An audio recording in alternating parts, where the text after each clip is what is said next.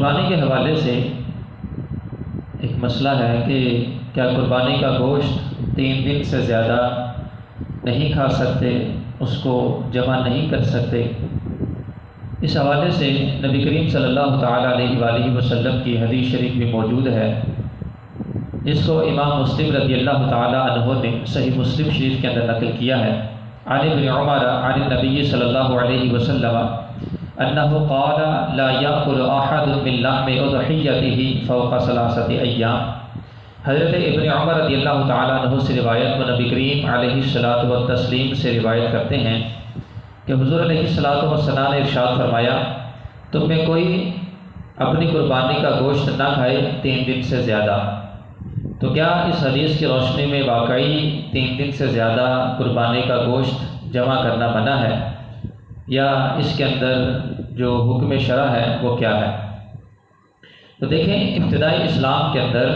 نبی کریم علیہ الصلاۃ والتسلیم نے واقعی قربانی کا گوشت 3 دن سے زیادہ کھانے سے منع کیا،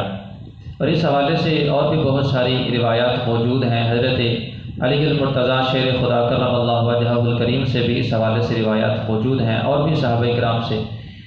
لیکن یہ جو سرکار علیہ الصلاۃ والسلام نے منع کیا تھا، یہ ابتدائی اسلام کا عمل تھا، اور حضور صلی اللہ علیہ وسلم نے کسی وجہ سے اس چیز کے اوپر پابندی لگائی تھی۔ بعد میں حضور صلی اللہ علیہ وسلم نے اس چیز کی رخصت عطا فرما دی۔ چنانچہ اس حوالے سے امام مسلم رضی اللہ تعالیٰ عنہ نے جو ناسخ احادیث ہیں ان کو تفصیل سے بیان کیا ہے، جن میں حضور صلی اللہ علیہ وسلم نے 3 دن سے زیادہ گوشت کو جمع کرنے کی اجازت عطا فرمائی کہ جو قربانی کرنے والا شخص ہے یا اس کے علاوہ کوئی اور ہے تو وہ قربانی کا گوشت 3 دن سے زیادہ بھی کھا سکتا ہے، کھلا سکتا ہے، اور اس کو جمع بھی کر سکتا ہے۔ اور اس کی جو حد ہے اس حوالے سے کوئی پابندی نہیں ہے کہ وہ 1 ماہ تک ہے یا 2 ماہ تک ہے۔ مطلقاً جو ہے وہ احادیث کے اندر جب ذخیرہ کرنے کی اجازت دے دی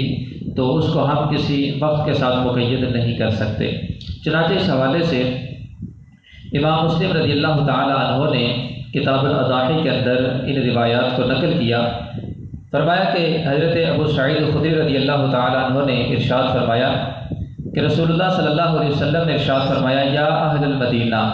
لا تاکلوا لحوم الاضاحی فوق 3، کہ اے اہل مدینہ 3 دن سے زیادہ قربانیوں کا گوشت نہ کھاؤ۔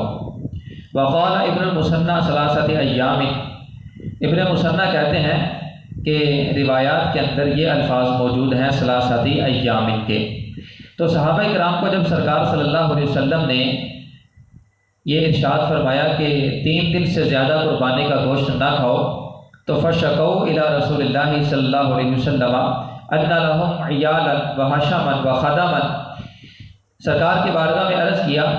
کہ ہمارے بال بچے ہیں، نوکر چاکر ہیں۔ فقال کلوا واطعموا واحبسوا وادخروا، تو حضور صلی اللہ علیہ وسلم نے ارشاد فرمایا کہ کھاؤ اور کھلاؤ اور رکھو یا ذخیرہ کرو۔ لہٰذا اس حدیث سے حضور صلی اللہ علیہ وسلم نے بعد میں اجازت دے دی تھی۔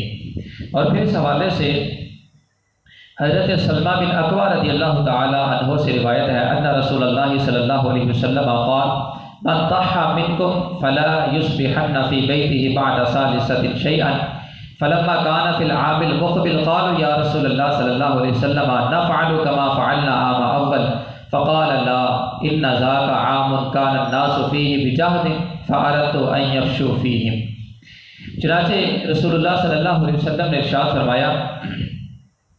جو شخص تم میں قربانی کرے تو 3 دن کے بعد اس کے گھر میں اس میں سے کوئی چیز بھی باقی نہ بچے۔ جب اگلا سال آیا تو صحابہ کرام نے عرض کیا، یا رسول اللہ صلی اللہ علیہ وسلم کیا ہم اسی طرح کریں جس طرح پہلے سال ہم کرتے تھے؟ آپ صلی اللہ علیہ وسلم نے فرمایا کہ نہیں، اس سال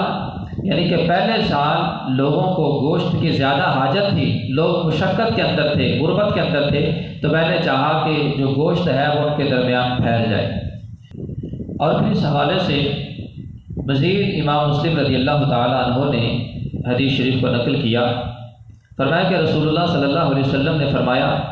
نہیتکم عن زیارت القبور فزوروها، کہ میں نے تمہیں زیارت قبور سے منع کیا تھا لہذا تم اس کی زیارت کیا کرو۔ وَنُهِيتُكُمْ عَنْ لُحُومِ الْأَضَاحِي فَوْقَ 3 فَأَمْسِكُوا مَا بَدَا لَكُمْ، اور فرمایا کہ میں نے تمہیں 3 دن سے زیادہ قربانی کا گوشت رکھنے سے منع کیا تھا، اب تمہارا جب تک جی چاہے قربانی کا گوشت رکھ لیا کرو۔ لہٰذا ان احادیث سے یہ بات معلوم ہوئی کہ یہ جو حضرت عبداللہ ابن عمر رضی اللہ تعالیٰ عنہ کی روایت ہے یہ منسوخ ہے، اور حضور صلی اللہ علیہ وسلم نے کسی وجہ سے 3 دن سے زیادہ گوشت رکھنے سے ذخیرہ کرنے سے منع کیا تھا، اور بعد میں حضور صلی اللہ علیہ وسلم نے اس کی واضح طور پہ اجازت بھی عطا فرما دی کہ تم 3 دن سے زیادہ قربانی کا گوشت جمع کر سکتے ہو۔ اہل و عیال اگر زیادہ ہوں تو سارا گوشت رکھنے کے اندر بھی شرعاً کوئی قباحت نہیں ہے۔ جہاں ان احادیث سے یہ بات معلوم ہوئی کہ وہ جو پہلی حدیث ہے وہ منسوخ ہے، اور یہ جو بعد والی اجازت ہے یہ ناسخ ہے، تو لہٰذا جو بعد والا عمل ہوگا وہی قابل عمل ہوگا۔ اور پھر ان احادیث سے ہمیں ایک عقیدے کی بات بھی ثابت ہوتی ہے کہ اللہ تعالیٰ نے اپنے محبوب صلی اللہ علیہ وسلم کو کس قدر شرعی اختیارات عطا فرمائے ہیں کہ حضور علیہ الصلاۃ والسلام اللہ تعالیٰ کے اذن سے اور اللہ کے فضل سے جب چاہیں جیسا چاہیں حکم ارشاد فرما دیں، اور جب چاہیں جس کے لیے چاہیں تخفیف فرما دیں۔ اللہ تعالیٰ نے آپ کو یہ خاص قسم کے اختیارات عطا فرما رکھے ہیں۔ اللہ تعالیٰ ہم سب کو عمل کی توفیق عطا فرمائے۔